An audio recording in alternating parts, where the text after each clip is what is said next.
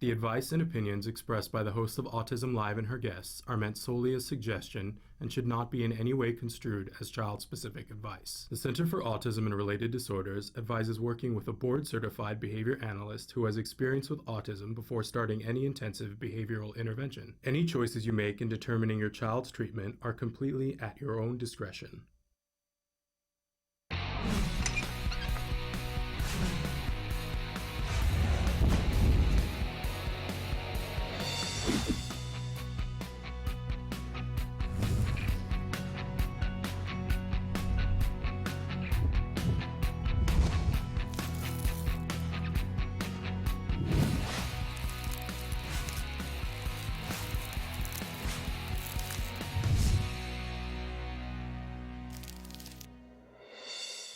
Good morning and welcome to Autism Live. I'm Shannon Penrod and we're coming to you live from the Warner Center in Woodland Hills, California. This is the home for Autism Live. It is also the home for the Center for Autism and Related Disorders. We're so thrilled to be here with you this morning.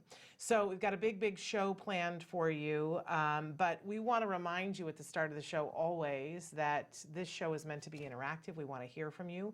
We want to know your thoughts, your feelings, your questions, your concerns. So Traven is starting to show you some of the different ways that you can connect with us. And while he does that, I always like to remind you that our homepage is autism-live.com.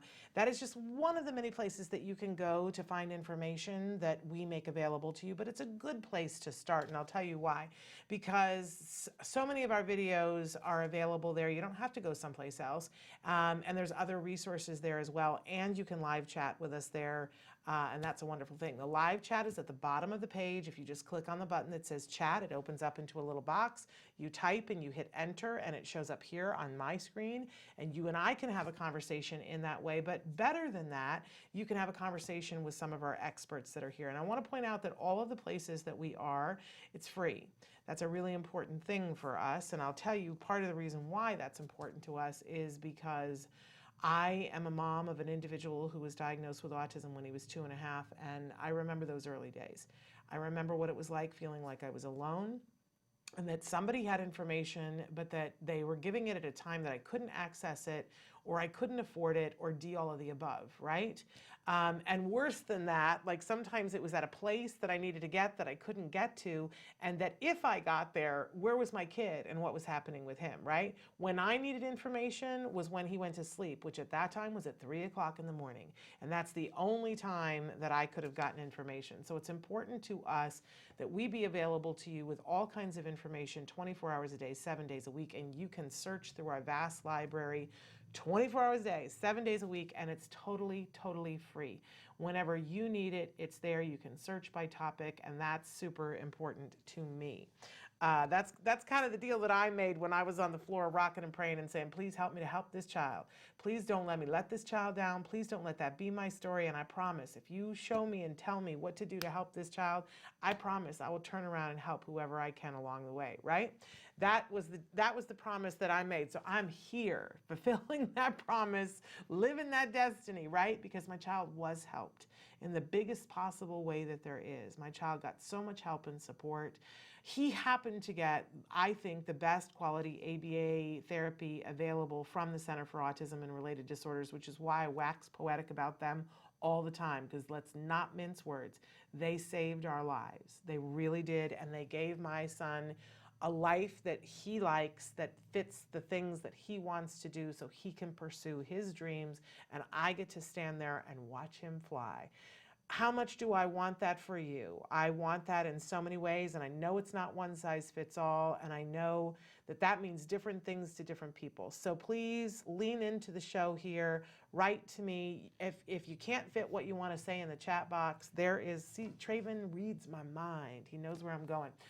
That is my email on the screen right now for those of you who are watching or listening on YouTube. My email is S as in Shannon, .Penrod, and that is P as in Peter, E as in egg, N as in Nancy, R as in robot, O as in Oscar, D as in dog, at Autism. I'm relatively sure you guys know how to spell that. And then there is a hyphen. The hyphen is the dash, the line in the middle, right? live, L as in lollipop, I as in igloo, V as in Victor, E as in egg.com. Please write to me. I love to hear from you guys. If you don't hear back from me within 24 to 48 hours, the one thing I will tell you is email me again, because sometimes the internet's weird. I don't know. And I guess I'm getting old too. So there's that. But I want to get back to you. So if you don't hear right back from me, please email me again. Okay, I mentioned that we have experts that are on the show, and I really want you to know that that's super important to us to have experts on the show. But I want to remind you that I'm not one of them. I've already mentioned my credential to be here, that I'm the mom of an individual who was diagnosed with autism at the age of 2.5. And I am a former teacher, but bigger than that, I am your biggest cheerleader. I'm your biggest fan. I want you to succeed at all the things that you want to succeed. And when I say you, please know that I am talking to our larger autism community. Of course, that starts with the individuals who are on the spectrum themselves. But then for me, it widens out into everybody who cares about them. That's our bigger autism community. That is who I'm here to serve, everybody in that community. You need help, reach out to me. I will see who I can connect you to and what information I can connect you to, because mission one here is to provide information and inspiration. So if I can give you the information to get to the things that you need, or if I can just lift you up for a minute and tell you, si se puede, right? We hold hands, we can get through this together. Because I know that for a fact, y'all. If I can do it, I know 100% that you can too.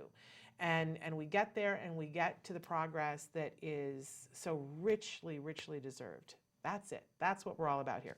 But please don't confuse me with the experts. I'm your cheerleader. I'm your switchboard operator. But we have experts here to help you to get to the information that you need. Yes, I have an opinion. And yes, I all too often share and I consider it an informed opinion. But it's an opinion. Let's be clear about that. Yes? Okay. So we like to start the day with something we fondly refer to as the jargon of the day. This is when we take on one word, one phrase, one acronym. We try to figure out what in the hey nani are the experts talking about when they say these terms. And I'll tell you something, we give you the actual definition, and often we make fun of it because, really what else is there to do with it, because it's not going to help you understand what it means. And I know I'm cynical. And then we give you a working definition, which often is just as conflated and convoluted. And then I try to give us a context in which to begin to understand it, because we need to make friends with these jargon terms. They will save us time and money if we do, but man, with a dictionary and the internet, you're not going to get far, was my experience. So that's why we do this. Okay, so today's jargon term, Traven has already revealed it to you. It's one of my favorites here on the show, ABA. What is ABA? So let's take a look at what our actual definition of ABA is. Here we go. ABA, applied behavior analysis, is the application of the principles of learning and motivation from behavior analysis. It employs procedures and technology derived from scientifically demonstrated principles of behavior to increase socially significant behaviors and decrease unwanted or inappropriate behaviors. Thank you very much, ladies and gentlemen. I think, if you know what the word behavior means, because they hit you over the head with it 38 times in that definition, right? Applied behavior analysis is when we analyze behavior. Okay, but I still don't know what it is, and I don't know what it looks like, and I don't know what it means to me, and I don't know who you use it with and where and when and how. Like, honestly, everybody will say to you, oh, you have a child with autism. Oh, are you doing ABA, right? And you go, what is that? This isn't going to help you get around the corner, right? What is it? So let's see if we can't narrow this down a little bit. So let's look at our working definition for ABA. ABA is a proven method of increasing or teaching desired behavior and reducing unwanted behavior. All right, I get this a little bit more. So everything in life is behavior, right? Everything that you're doing right now is behavior. Everything that I'm doing right now is behavior. And we will engage in different behaviors because we're different people, right? And we're driven by different things. But there's some behaviors in me, and I'm talking about me as a person who is not on the autism spectrum, right? Because ABA, by the way, age-old science, and it doesn't have ABA was not designed for autism. And people use ABA in lots of different ways. They use ABA in car manufacturing plants to get the best possible happy employees doing the most productive behavior that they can get them to do. They use it in Fortune 500 companies for the same thing. They use it with Olympic athletes. They use it in nursing homes, right? So it's, in fact, most of the practice of ABA is still not autism. I think we're teetering on the 50-50 right now, right? They have big conventions about ABA where autism is not the main topic, y'all, okay? But it is a growing field because it's so effective at teaching skills. So I have things that I want to learn how to do. I want to be better at something. Let's say that I want to. I don't. But let's say that I want to be a good skier. Skiing is not for me. I don't like cold. I don't like fast. I don't like heights. I'm not going to be a skier, right? But if I wanted to be a skier and I said, I want to learn how to do this, and I'm not in the right shape to be a good skier, can I do it? And a good teacher would say yes. Yes, Shannon, you can do it. And what we're going to do is we're going to teach you a series of behaviors that together will make you be able to ski. Okay, that makes a certain amount of sense. But in the meantime, maybe I have the habit of when I get scared of going fast, that I freak out and I make a movement that is not going to help me with skiing. So they would want to reduce that behavior in order for me to be successful, right? It's not that that behavior is wrong. It's that that behavior is not going to help me to do the thing that I want to do. So we're going to increase some behaviors to get me to ski, and we're going to decrease other behaviors. Pick something else. Let's say that I want to be able to crochet. There are behaviors that I'm going to have to learn, and, you know, at some point I'm going to do something that isn't going to fit with the crocheting, and we're going to want to decrease that behavior.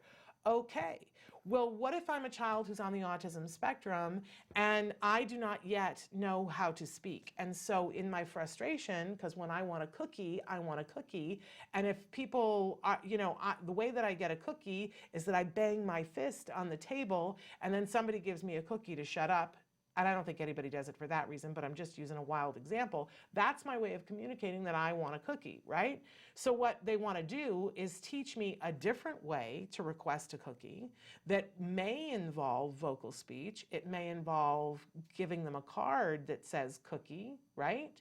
Lots of different ways. It may involve pointing. They're going to teach me skills to be able to request a cookie, and they're going to decrease my banging on the table in order to get a cookie.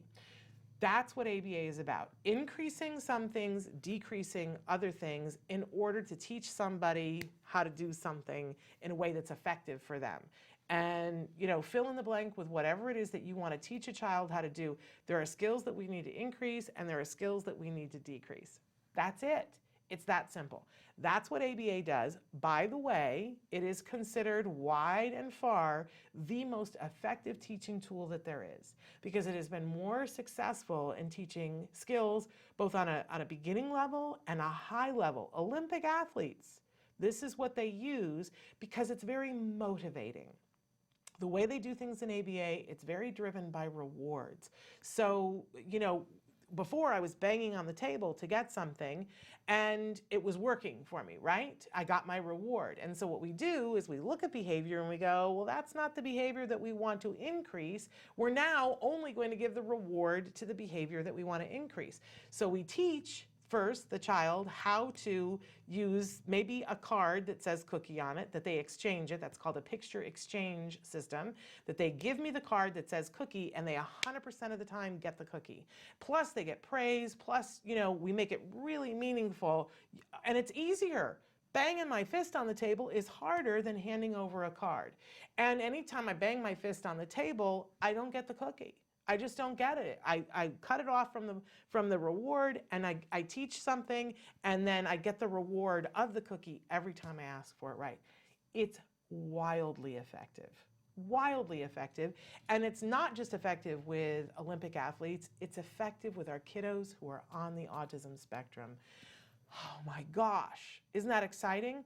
And this is why ABA, widely considered, again, the most effective teaching tool, but it goes beyond that because You know that insurance has started in the last decade covering ABA for autism, and you have to ask yourself why. And the big answer is because it works. Because it works. And I just want to say this before I get off this topic, because you see I get excited about ABA, because honestly, this is what my child had in the best possible scenarios, by the best teachers, and he learned everything he needed to learn.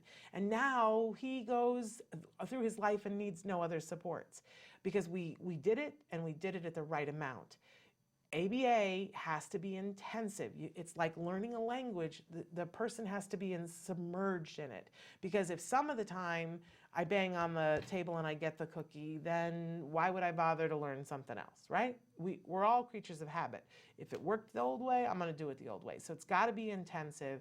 It absolutely has to be. So, and if you are watching this show and you have a child or a teenager or an adult who's on the autism spectrum, and you were told at some point, oh, don't do ABA for multitudinous reasons. Oh, your child is just too affected.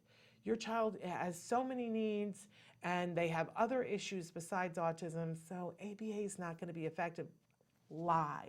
That is a lie, and the person who's telling you that either is ignorant and has not read the studies or is trying to manipulate you. It is a lie.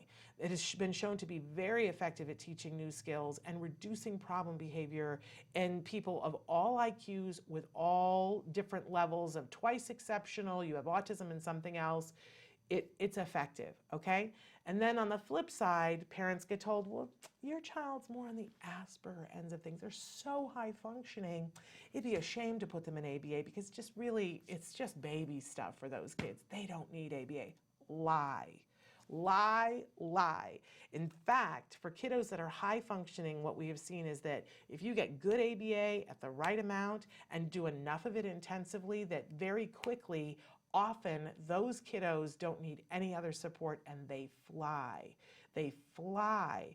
Don't listen to people who are lying to you. The studies are there. Hundreds of studies showing how effective ABA is with our kids with autism, both for all of them teaching skills, both on the kids who are more profoundly affected and the kids who are high functioning and everybody in between.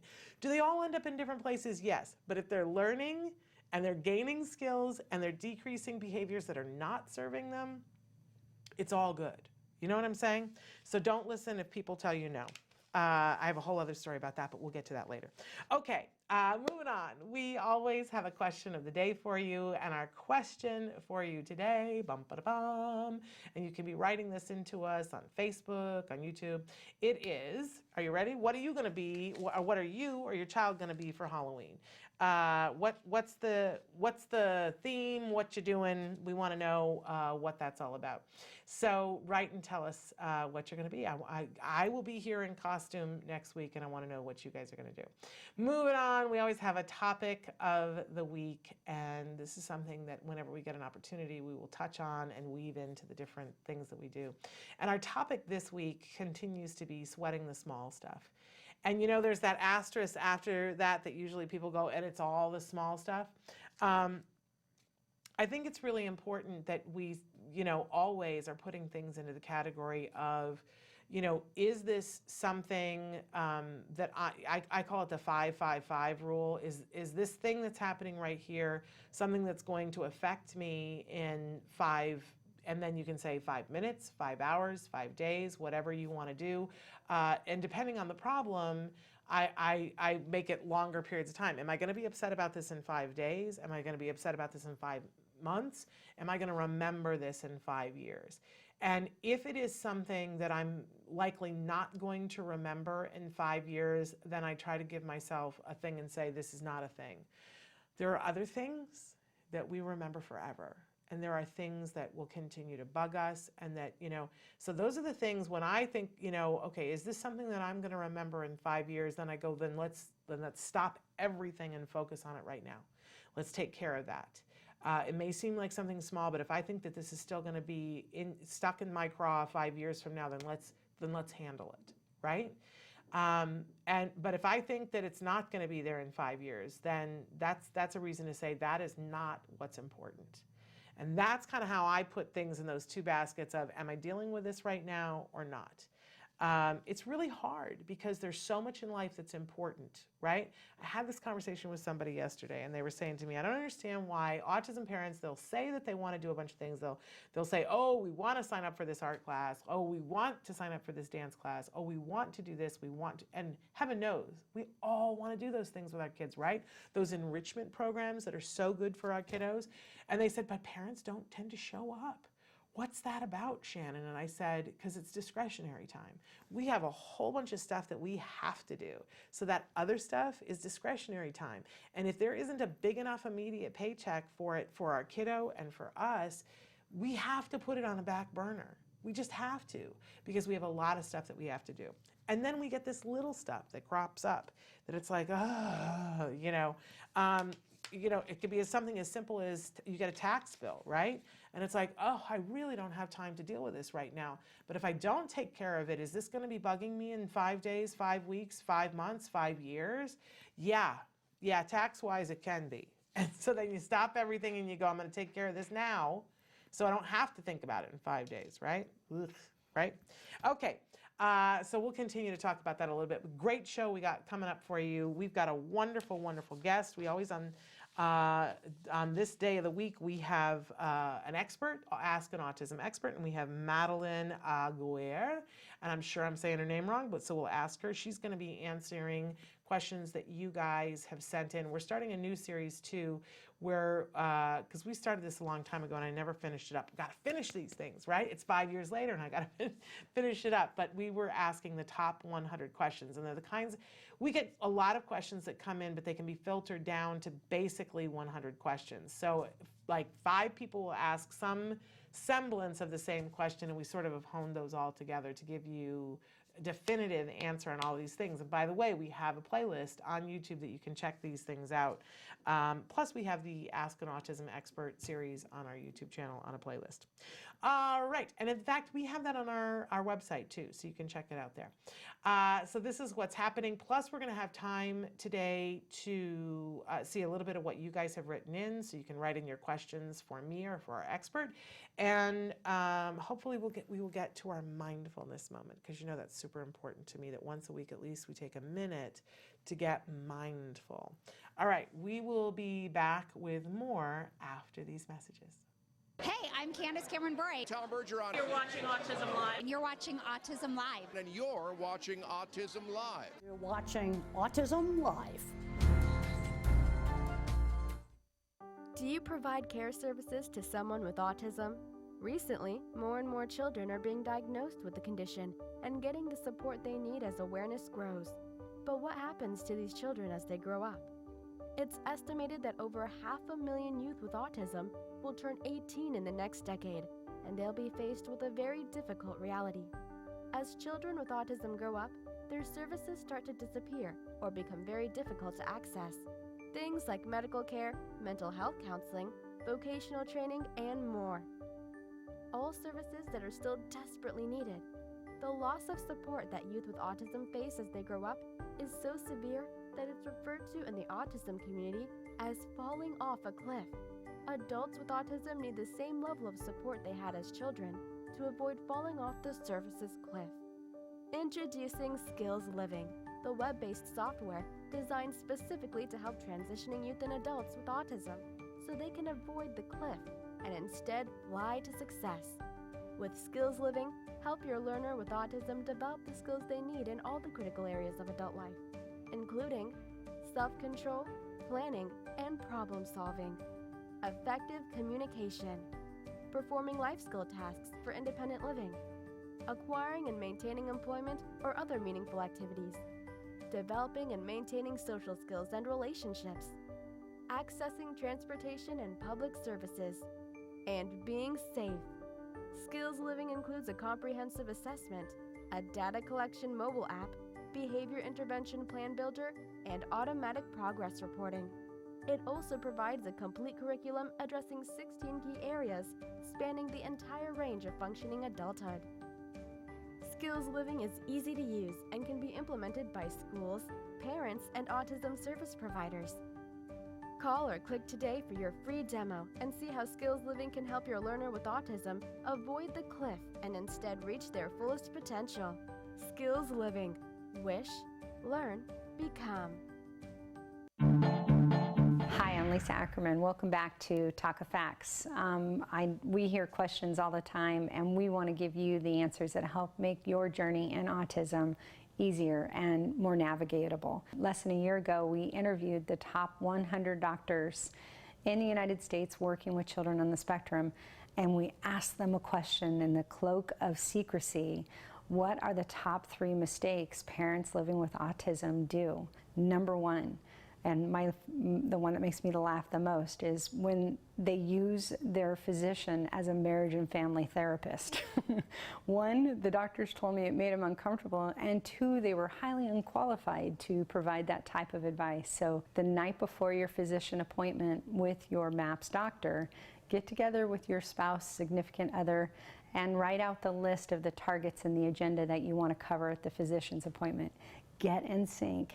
Then you'll be definitely spending less time and not making that doctor so uncomfortable. Second thing that was the most common mistakes parents living with autism make is they want to go too fast. And really, you want to pace yourself in the autism journey. We all know that we want to get our kid to be the best they can be and hopefully recover from autism. And what a lot of the doctors have told me is that you want to really pace yourself. 1, to let the labs be your guide, and 2, work with your physician on the prioritization and the delivery of the different medical interventions. The third most common mistake they felt families made was giving up too soon. And what you need to know is they're invested, they're looking at wanting to get the best from your child. But I tell you that when I got that and consolidated the 100 interviews with these physicians, most of the doctors who brought that up had tears in their eyes. They want you to know that they're in the fight with you, and they want you to know that hope is really real. It may take hard work and it may take time, but to not give up and to stay in the game. So let Talka help you. We'll have some more Talka facts for you in the future, real questions and real answers for the autism journey. Welcome back, everybody. As promised, we have our autism expert, and her name is Maddie Aguirre, and I had her last name, I pronounced it totally wrong before, so we are so thrilled that she's here. Maddie, welcome to Autism Live.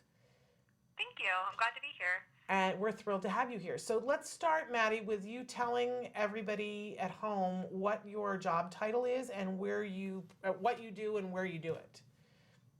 Okay, so I'm a clinical lead manager designee. So I'm currently supervising some cases here in the Poway office. It's Southern California, and then I also help the San Diego office with a handful of patients there as well. Wonderful. And so Maddie's going to be answering some questions, as I said, that we have kind of consolidated a bunch of questions into one. And so the first question is, does my child with ASD need ABA? Yeah, that's a good question, and I get that question a lot from first-time parents that come in for intakes. And so I think another important question to ask is, what do you want for your child? If you want your child to have more functional skills, more friends, improving their communication, independent skills, then I would say that ABA is definitely a good route to go. If you have different goals for your child, then maybe ABA isn't the way you want to go, but it's definitely an intensive therapy, and if you're on board and you're committed, then it's been proven to really have some significant outcomes for patients with ASD. And I love your very politically correct answer, because it's very politically correct. But I'm not a BCBA, so I'm just going to say parent to parent that if a parent has found themselves here coming to our show, it's because you're looking for answers. You're looking for help. You're looking for support because your life isn't what you had thought it was going to be for you or for your child. And I'm just going to tell you, yes, your child needs ABA and your child needs it intensively. And you should get on the list right now because it's hard to get with a good ABA provider right now. Sometimes there are waiting lists. So do it today. Let that be your course of action today. Get signed up to do it and then come back and join us to find out all the things that you need to have on board so that you can be the most empowered parent while your child is going through this intensive treatment, because it's what works. It is what works. And I can tell you, parent to parent, you will never be sorry that you invested your time and energy into this, because it makes it possible for your child to be able to do more of the things that are important to you and important to them. So sorry, Maddie was very politically correct, and I don't play politically correct. Okay, so Maddie, next question. Does ABA work for high functioning kids? Yes, absolutely. These are kids who have struggles just like, kids who are nonverbal, and they need our help as well. And it's individualized. We take a kid, or I say kid, but we have so many adult patients now. So we take an individual and we individualize their program. And yes, it can work for high functioning kids. And I've seen some really good outcomes when their treatment plan is individualized for their needs. Okay, yes. I said it at the start of the show because our jargon today was ABA, and I was saying that, there are all these myths about ABA, and one of the ones that makes me the craziest, and I see this from schools all the time, and it's just shame on them because I'm a former teacher, and shame on a school for saying this to a parent, but they will say to parents, your child is so high functioning, they don't need ABA, they just need to be here with the other kids and socialize and be in school. And that is a disservice to that child. ABA is very effective for high functioning kids, and it can be extra quick to be able to help get them to a place where potentially they need no more support for the rest of their lives. So shame on schools for telling you that lie. It's very effective for high functioning kids. Okay, Maddie, last question. Does ABA work for kiddos that are nonverbal? Of course it does. Just as it works for high functioning kids, it's going to work for kids who are nonverbal. I've seen you have to modify the way that you're teaching these kids and the way that they're learning. But there are ways to do it. I mean, I've taught kids who are nonverbal how to play Guess Who, like a game that you think you would need words. You can still teach that game, and it's all individualized. And so, yes, it definitely works for kids who are nonverbal. Okay, so I think the moral of the story here is that what you should be doing is getting ABA, getting the full prescription, getting as many hours as you can. In every state in the United States now, there is some coverage for ABA. If you do not qualify for the coverage that is there, please write to us directly at the show so that we can give you a step-by-step guide to things that you can do so that you can either get access or coverage or something that helps you to be able to receive these services, which are so life-changing. I know that firsthand. Maddie, thank you so much for being here with us today and answering these questions, and for being such a wonderful resource for the families especially in Poway, but all over Southern California. We really appreciate the work that you're doing. Of course. Thank you so much. Thank you. Have a wonderful weekend. You too. Bye-bye. Bye. And so that was Madeline Aguirre, and she is the clinical manager designee working out of the card office in Poway, California. So thrilled to have her with us. Okay, we are going to take a break, and we are going to come back and answer some of the things that you guys have written into us. So stick with us.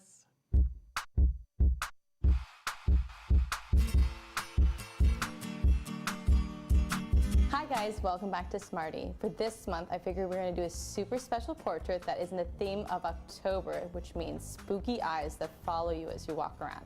In this activity, you and your child are going to work on emotions and socio-dramatic play. So let's get started. The materials you'll be needing are a camera, a ping pong ball, X-Acto blade, tape, and a marker. And if your kids are up to it, props and costumes.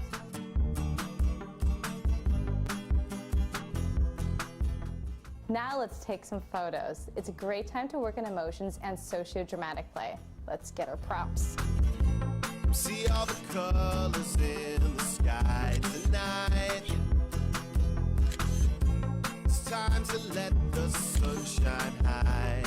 Once you finish your photo shoot with your child, select one of the photos and print it out on a large piece of paper. Now that you've selected your photo, you're going to take an X-Acto blade and just cut out the eyes from it.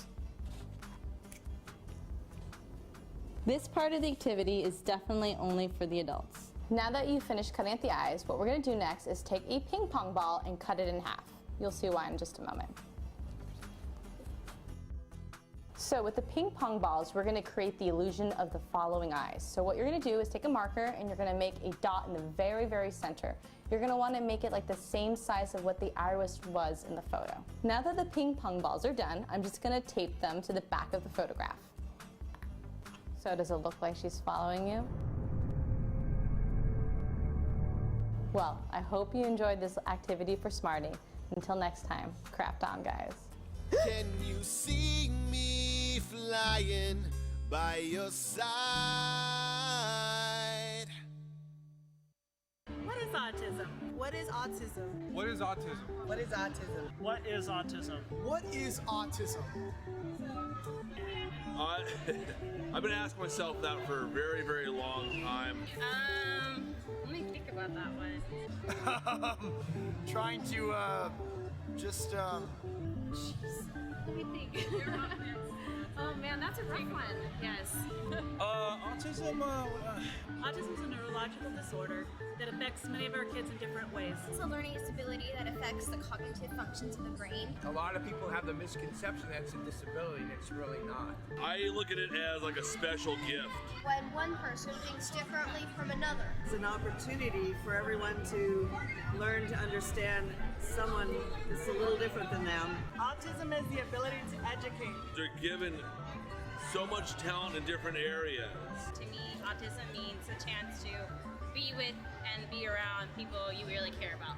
Autism is beautiful. It's a way of seeing the world differently. It's always unique, totally intelligent, and sometimes mysterious. Happiness that comes out of my son's hard work. It's a movement. Unpredictable. Abstract. Awesome. Love. The field I want to work in. Laughter, fun, joy. Autism is beautiful to me. I want you to remember these 3 words. There is hope.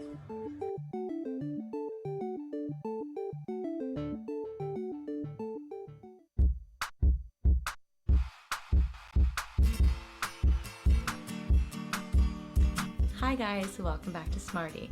This month we're going to be creating our very own any animal mask. As we work on this activity, you'll notice that these icons will pop up. These icons tell you important information about what skills we're using to create this craft and how to find them on Skills. Skills is an ABA-based online program that helps parents create individualized programs for their children on the autism spectrum. If you are a Skills user, this will make the most out of this artful and educational activity. Well, let's get started. The materials you'll be needing are glue, scissors, hole puncher, markers or crayons, pipe cleaners, and the template. So step 1, you're going to go to our Facebook page at facebook.com/autism-live, and you're going to print out the templates that you see there. Once your templates are printed out, then you're going to take your scissors and cut them all out. Now that you're finished cutting out all the templates, you're going to have several different shapes. This is because this will give you a variety of different features you can use to make different kinds of animals. So this is the fun part. You're going to take these templates and arrange them into any kind of animal you can think of. Use your imagination. There is no wrong answer. Once you figured out the animal that you're going to want to make, take out your glue and glue them onto the mask. Once that's been finished, then you're going to take your markers and crayons and decorate it, drawing in the features a little bit clearly and just making it as colorful as you'd like it to be. For the owl that I made, I had to cut out some more holes through it.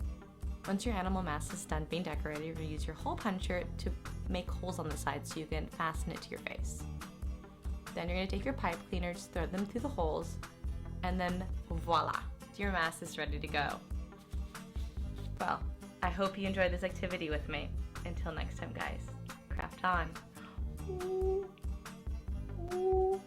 To find more about Skills and to access all of the lessons you saw in today's Smarty, visit skillsforautism.com and click on the parent icon. Skills, the online autism solution. Welcome back to Autism Live. Love the Smarty Crafts.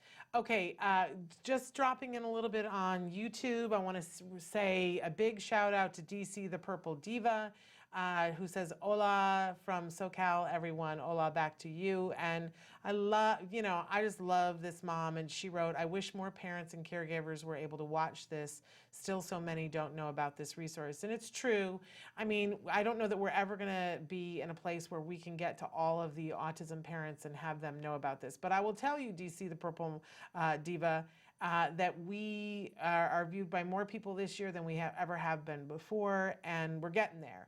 And really, it's word of mouth, because we don't have a budget to spend a whole lot of money on advertising. I would say to you that I think the entire advertising budget of Autism Live over the 8+ years that we've been doing this is under $300. I think that's like the total amount spent over that 8 years. It really is word of mouth, and when you share it, when you tell people, then more people know about us. So I would love for us to get to more people, and when you guys tell people about it. What I see that makes the difference is when, like on Facebook, sometimes people will catch us and watch us, and they will type in the name in the comments. They'll type in the name of the person that they want to see it, and that a lot of people find us that way. And I think that that's a wonderful way of doing it. I want to give a shout out to Michelle, who has said to us that her daughter is going to Halloween this year as Minnie Mouse, and that she's going to be a cat. Isn't that wonderful? Some years, I don't know about you guys, but some years I'm like up for the big costume thing, and then other years I'm like, what is the simple, like, is there a tiara I can stick on my head? And we'll call it done. Those like low effort costumes. So, but I know some people get like serious about their costumes, and I get serious about my son's costume. That for me is a little bit more fun. But we were every other year I buy one and then I make one the following year. And so this was the year to purchase one, and I think we're done with the making. I think we're just in the purchase land. It might be that. And he's been 3D printing things for days to add on to his costume, which is super duper fun. Hey, I also want to get to a couple of questions that we have here. Marilyn has written and said, I need advice about ABA. My 9-year-old boy has Asperger's syndrome and has attended ABA when he was 5 years old through 7 years old. He loved it. He had to switch to a different ABA office, and he does not like it. The sessions are indoors with very little to no sunlight or outside play. Monday through Friday, 8:30 to 3:30. I would like him to attend 25 hours so he can run outside, exercise. Any advice is appreciated. So here's the deal. I want to say to everybody, ABA is important, and you should sign up and do ABA. And there is some amount of ABA that needs to be in a very controlled environment. There are elements to ABA, and one of them is DTT, which is discrete trial teaching. And a lot of times when you Google ABA and you put in video or something of that nature, if it's not us that comes up, it's like some video of a kid that's sitting there in this very contrived tiny table with a person sitting opposite them, and they're doing something random where they take a car. This is the example that I always give because it's the one that drove me crazy. They put the car on the table and they say to the child in this very weird voice that you wouldn't hear anywhere else in life, they go, touch car. And then the child touches car and they go, yay, right? Okay, so that is like, imagine if I was gonna say to you, I'm going to teach you how to brush your teeth, right? And all I ever showed you was a video of a toothbrush. And I never showed you brushing teeth, right? So that's kind of what DTT is to the, I always say that imagine a car and you're going someplace, you're going to go to Las Vegas, you're going to drive your car, right? DTT is the steering wheel. I would not want to drive to Vegas without a steering wheel, but I would never go to Vegas with just a steering wheel. I'd get nowhere. I wouldn't get around the block, right? So DTT is a very important first step to teaching something, but it's by no means the whole thing. You're not going to get there if you just do DTT. But there is an element of DTT that needs to happen because it's really rapid to set a learning environment up because what it does is it makes all the other things go away. So I'm only teaching you this, and then you learn, oh, that's a car. And then you can go take the car and have it amongst other toys, and the child can pick out the car. This is what DTT does. It teaches you how to discriminate between one thing so that you really know what it is. But again, if all you ever do is that, you're not going to get to the promised land of having your child be able to be out in the world doing the things that they want to do. So a lot of times right now with ABA parents, it's us driving the bus. You have got to talk to your ABA provider and say, especially for a high-functioning kiddo who's 9 years old, there needs to be very little that's happening in a center now. You should be asking for community outings, and you'll need to tell them where you want to take your child and when you want to take them. So, maybe it's every afternoon you're at a museum or you're at a playground or all the places that a 9-year-old needs to go in his life and where he needs to go later on. Like, where does he have to go? He has to go to birthday parties when he's 9 years old. Maybe he plays Little League. Maybe he goes to his friend's basketball game. Maybe he goes to church. Maybe he goes to an amusement park. I hope he goes to museums and libraries and things like that. Maybe he goes to Aunt Betty's house. But a lot of time is probably spent outside playing with other kids. Well, so we want the therapist to go with him to the playground. But because of insurance, it's turned it it's a little bit wonkanator because insurance is just figuring out what ABA is. And yet your ABA provider has to fit themselves to what your insurance says. So you have to drive the bus and say, I want community outings, and use those words. And say, does my insurance cover for community outings?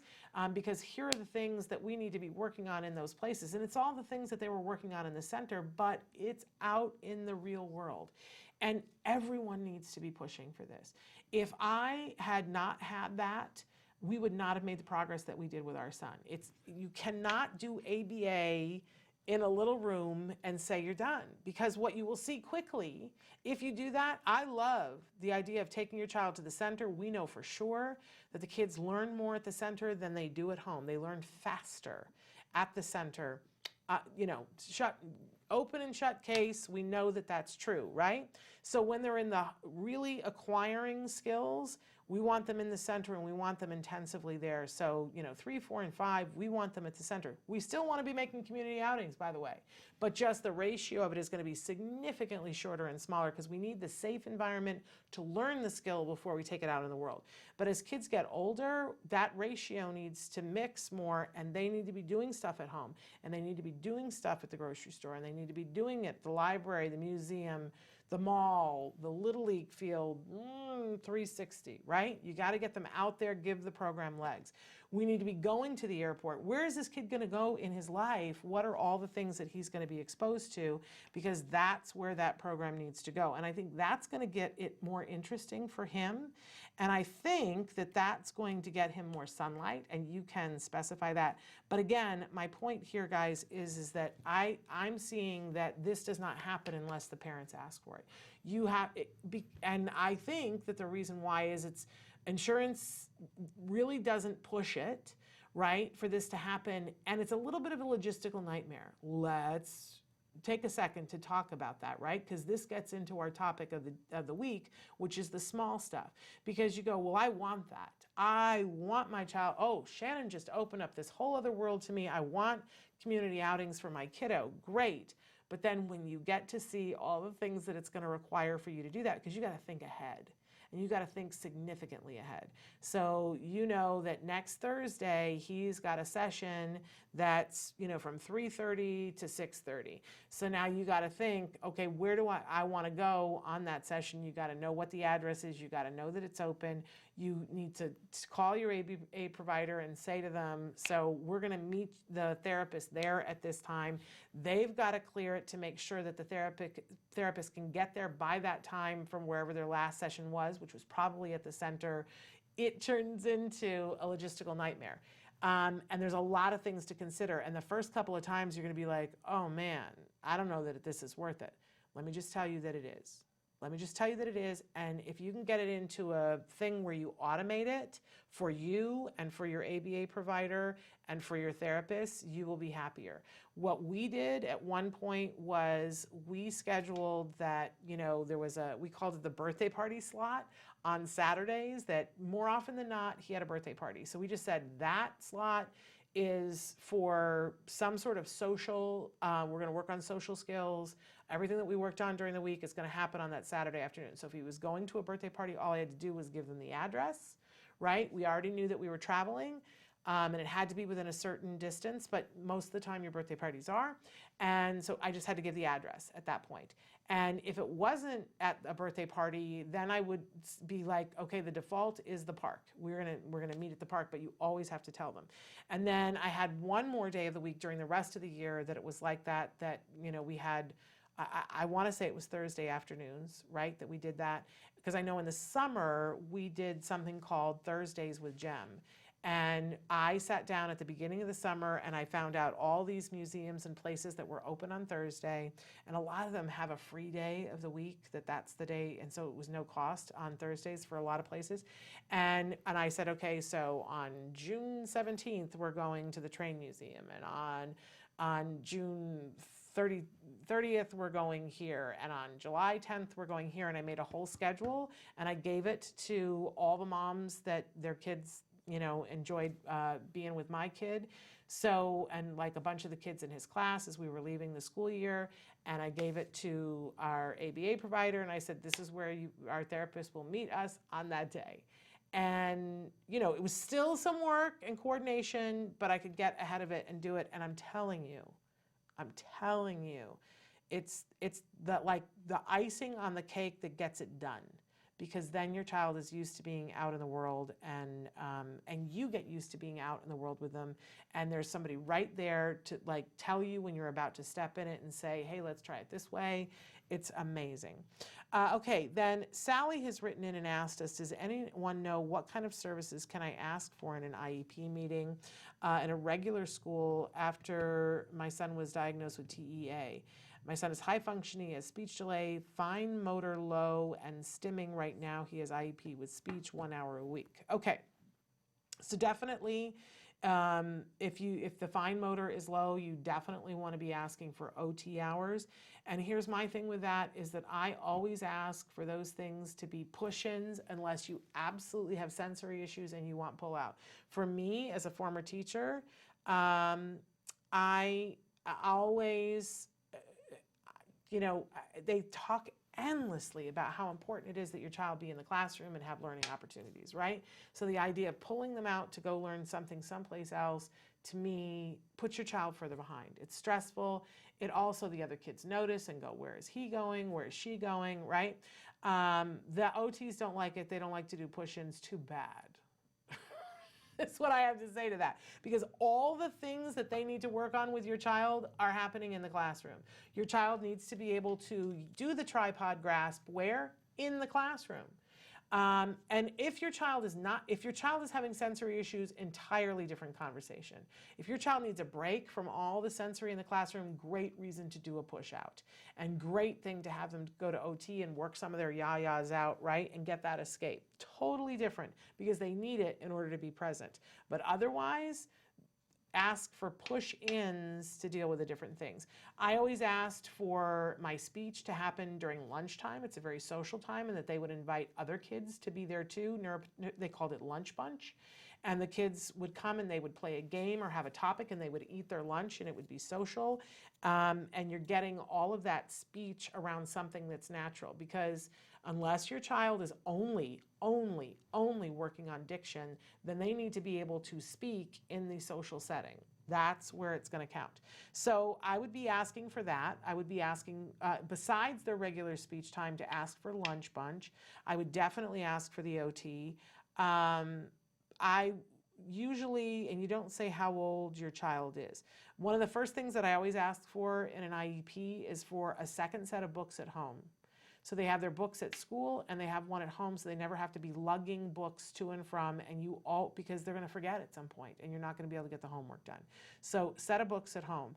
Ask for preferential seating, and the reason why I say preferential seating, because some people say ask for front row. Well, that doesn't work for everybody. Some kids, but preferential seating means if it's not working, and it can be anything from the girl with the swishy ponytail who's sitting in front of your kid and you ask that they not sit behind her because they'll focus on just the swishy ponytail, right? So preferential seating. Ability to turn work in late is always important for our high functioning kiddos that are mainstreamed, right? So those are just some of the things that I can think of off the top of my head.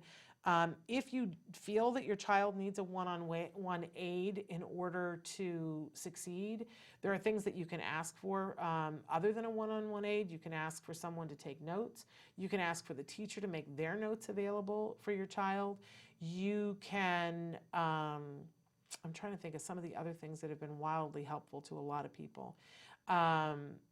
If you do need an aid for them to be successful, there's a whole argument that could be made there.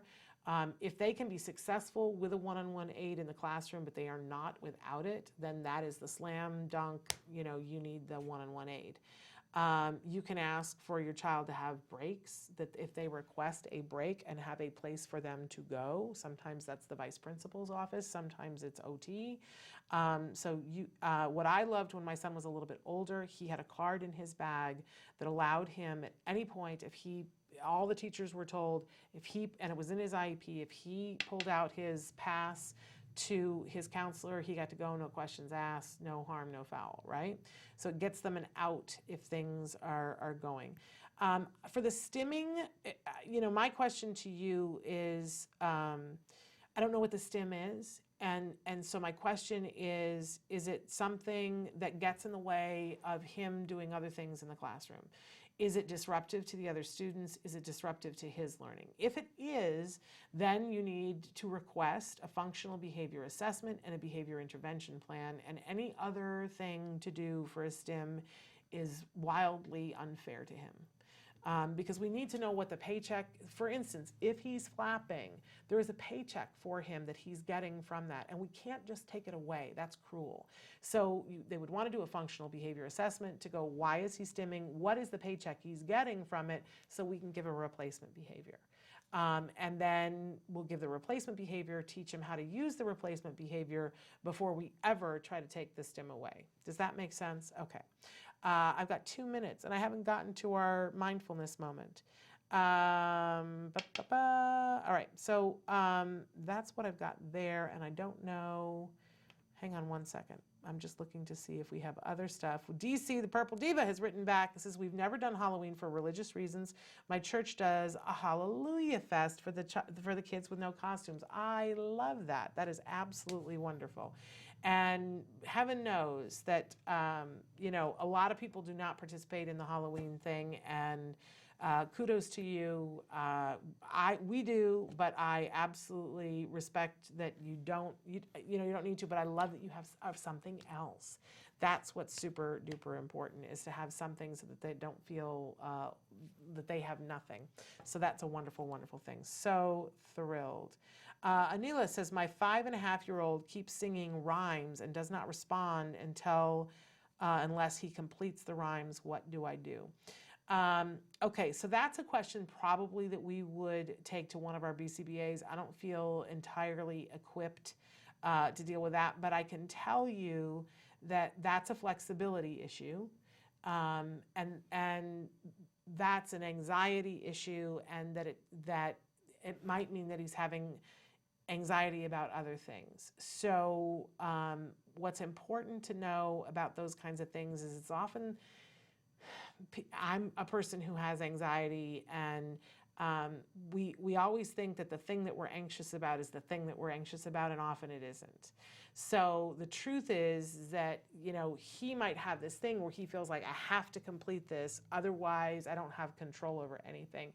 and because there's something bigger that he does not have control over. So I would definitely, I want to ask one of our BCBAs about this, but I would also say to you, find ways for him to be in charge of something. And you might see that in the beginning that causes anxiety in and of itself for him. A lot of times our kiddos will say to them, you know, which one do you want? And they're like, because they know if I say this one, then that cuts off the possibility of that one. So try to find things that it's not an either or, but that he can be in control over. If you're going someplace and you don't have to be somewhere else, you can say to him, you get to decide when we go home. When you come and tell me that it's time to go home, that's when we'll go home. But be prepared to follow through on that, right? Find little itty bitty things for him where he gets to decide what's happening. And if you can work your way up to which one do you choose here, and it can be as simple as I have a red apple and I have a green apple. Which one do you want to have for your snack, right? And I would suggest that it be something really innocuous that it's not going to matter which one, and work your way up to things where it really does matter to him. But at 5.5, man, they start to want to have some control over things, and I don't blame them. I want to have control over things, don't you? Okay, so I don't have, but I know what's happening on the show tomorrow. Tomorrow's show is great. Let's Talk Autism with Shannon and Nancy tomorrow. First up, we have, I'm just going to tell you, it's the day of 3 mentions, right? So we've got Larry Hauser and John, is it Sheena? I'm going to say his name wrong, but they are the co-founders of Fullerton Cares, and they're here tomorrow. And you got to see these 2 men together because they're good friends, co-workers, and the difference in what happened to them after Larry's son was diagnosed with autism, it's a story that will just rip your heart open, right? And then, as if that's not enough on the show, we have the wonderful and fabulous Dr. Darren Sush, and he is a clinical clinical psychologist, and he has co-authored a book with the fabulous Dr. Adele Nadowski, who we love here, about ethics in ABA. And I know you're all like, why would I, right? Head on the desk snoozing, but this is the stuff that's the small stuff, you guys.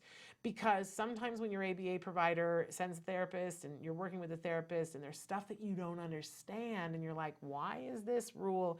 And he's going to help us to demystify what some of those rules are and how we as parents can be dealing with and asking questions to find out what the rules are so that we're not left feeling like, gosh, I'm stupid, I didn't know that. Because there are very specific ethics. Just like when you go to the doctor's office, right? You don't end up inviting them back to the house to have a meal, right? And I know it's weird because sometimes they're in our house, but we have to keep an ethical relationship for the good of our kiddos. So he's going to demystify that for us, and he's super fabulous and awesome. So you'll want to tune in for that tomorrow. We're way out of time. I'm over. Until tomorrow, give your kiddos a hug from me and one for you too. Bye-bye for now.